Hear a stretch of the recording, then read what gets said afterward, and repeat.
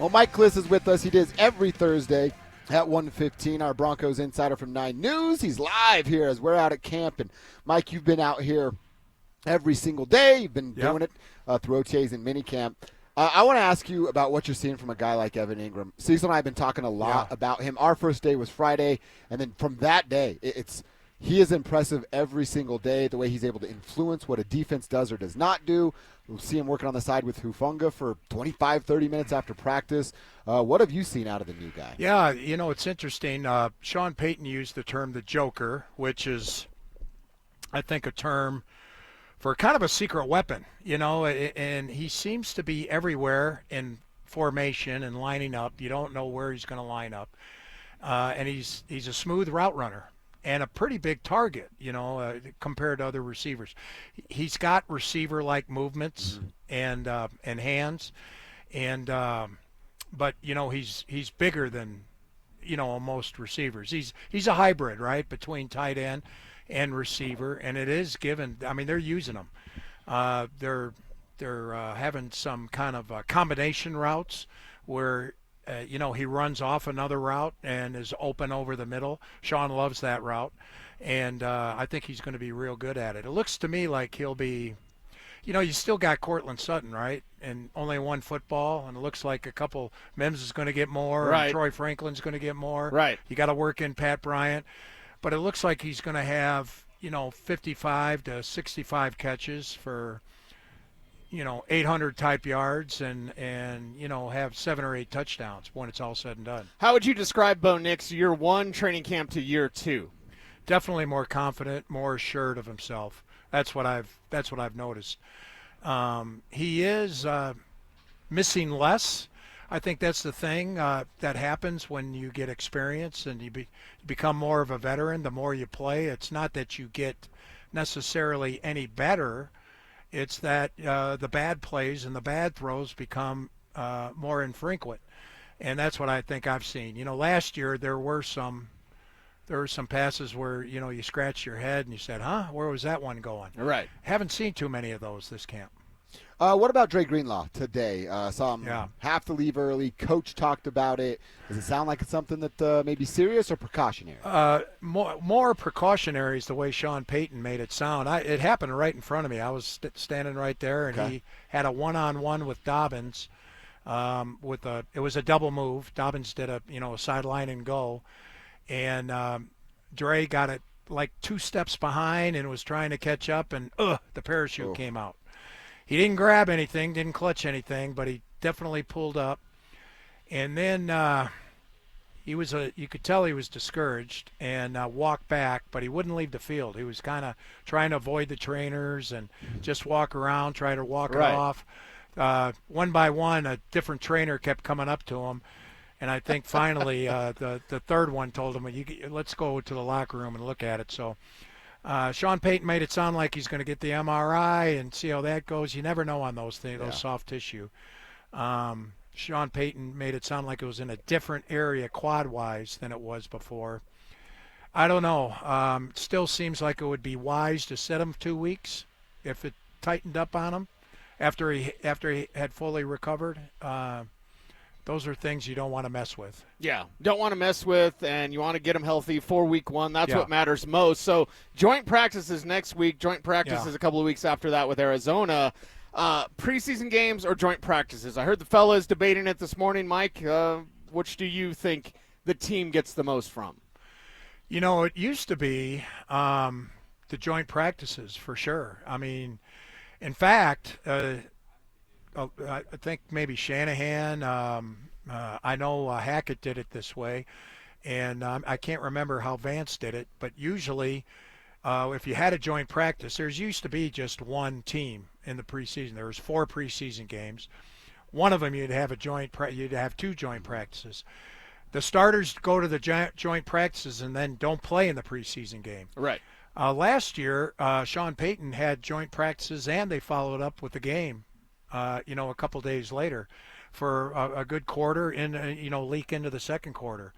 So I think the answer will be both, although I think the 49ers will play it to where their starters will be in the joint practice more in the preseason. We're talking with Mike Klis. He's live with us out here at Broncos Park, powered by Common Spirit. I want to ask you about Devon Vele, who a lot of people have high expectations to take a bigger step this year. Is there any idea as to what he's been dealing with? He missed practice yesterday and was back. Do we know why? Well, he had a sleeve over the left knee, okay, and it did appear to be a left knee that caused him to miss minicamp.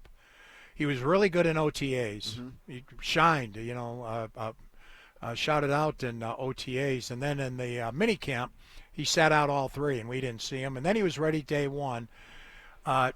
Based on the way he looked today, he was out there taking 1 reps. He caught the very first pass, I think, in team today on the sideline from Bo. It looked like yesterday was maybe a maintenance day, just to shut her down because he's had a little knee issue, still might be a little soreness, still working his way back. Nothing serious, but give him a day off there. Yeah, give him a day off, give him a little bit of rest, and get him right there. Riley Moss, CB2, definitely potential and upside. Can he stay healthy? The emphasis there. I mean, this team is just so different if Moss isn't out there. You guys got to have a Riley Moss show. I mean, he's he's tremendous, ain't he? He's great to talk to. He what I like about him is he's candid. He's forthright. Oh yeah. What did he say last year? He had I ate a bleep sandwich. I think that was the Bengals game. Yes. And he talked. He talks about Cortland pushing off. Right. I love that stuff. So yes. He's a very good talker, very honest person, and I thought it's interesting that he gained 6 or 7 pounds for the 50-50 balls is what he said. He thought he was getting pushed off. And you think back, especially in the red zone, they targeted him, and it was the one-on-one, and he did okay on those type of balls. But if the ball was laid in there perfectly, he didn't win those. He didn't win the type of percentage he wants to win. And so it'll be interesting to see if that more muscle helps him against the push-off. From his point of view, the receiver gets the call on the push-offs, not the cornerback. Yeah, and then the receiver will tell you the opposite if you ask them. Cortland's had some pass interference calls against him, by the way. Yeah. Mm-hmm. Mike, when it comes to a guy like Audric Estime, we had talked about, and Cecil had really said it, highlighted, like this guy's got to prove something here in this camp. Yeah. Have you seen him get involved more and look better as the days have gone on? Yeah, they moved him up to the first team a couple days ago, where he was the 3rd guy, but he was with the first team. And then today he really popped a nice one. In the last team period down there, it was with I think it was with Sam Ehlinger, so it was with the 3rd team, but he popped a nice one. So I think he's doing pretty well. I think Philip Lindsay woke him up a little, which is – give a high five to Philip. He's looked better. I still think, look, you can read the writing on the wall almost with this running back. J.K. Dobbins looks like one. Mm-hmm. Harvey a close second. He'll get, I think the reps will go, 30, 25, something like that. Jaleel, I think, is better suited for the number 3 back because the number 3 back gets no more than 10 touches a game. That's a lot for a number 3 back. Oh, yeah. And Jaleel can pop. You only have to pop one of them. Your number 3 back, you only want to pop one time. And Jaleel's got a better chance of popping one time out of minimal touches. So that's the way it seems to me. And Estime, I still think you don't cut a 5th-round draft pick in his 2nd year. I think you keep him on the roster. You maybe don't dress him on Sunday until someone goes down, and someone probably will go down. But he's more of a type of guy who needs to be 1A. He needs that 15 carries where he's better carry 12 through 15 than he is 2 through 5. Okay, Mike, we know you're part of our chain gang. We appreciate you. I just want to know, is Scotty Gange jealous of your chain? Yeah. I'm sure he is. We got you that chain since Scotty was rocking his. Yeah, he was rocking his. We're like, we could do better. Scotty was the best at it. He was impressed with it. He liked it. He was. Good. Yeah, good. He was impressed. I'm sorry I didn't wear it today. I forgot. Oh, that's okay. Sometimes I'm not used to. You guys sleep with your chains on? Yeah, I never take it off. You never take it off. I tried that, and 2 o'clock in the morning, it's like, what is that on my chest? So then I'm up for a half hour trying to unfasten it.